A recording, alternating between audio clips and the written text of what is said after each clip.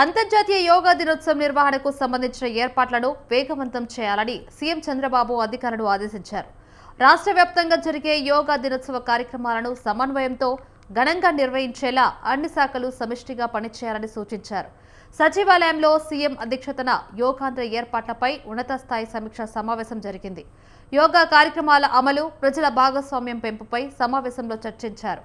యోగా దినోత్సవాన్ని ప్రజా ఉద్యమంగా మార్చే దిశగా చర్యలు తీసుకోవాలని సీఎం దిశానిర్దేశం చేశారు. జూన్ 21న అంతర్జాతీయ యోగా దినోత్సవం విజయవాడలోని ఇందిరాగాంధీ మున్సిపల్ స్టేడియంలో ఘనంగా నిర్వహించేలా ప్రత్యేక ఏర్పాట్లు జరుగుతున్నాయని సీఎం చంద్రబాబు తెలిపారు. ఈ కార్యక్రమాన్ని రాష్ట్ర స్థాయి ప్రధాన ఈవెంట్గా నిర్వహిస్తున్నట్లు పేర్కొన్నారు.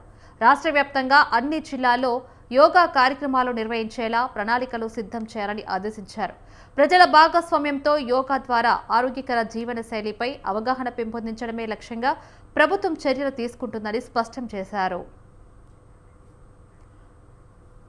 యోగా దినోత్సవాన్ని కేవలం కార్యక్రమంగా కాకుండా ప్రజా ఉద్యమంగా తీర్చిదిద్దాలని సీఎం చంద్రబాబు సూచించారు. శాఖల మధ్య సమన్వయం మరింత బలంగా ఉండాలని, అన్ని ఏర్పాట్లు సమయానికి పూర్తి చేయాలని ఆదేశించారు. అలాగే యోగా ద్వారా ఆరోగ్యకర జీవన శైలి ప్రాముఖ్యాన్ని ప్రజల్లోకి తీసుకువెళ్లాలని సీఎం పేర్కొన్నారు.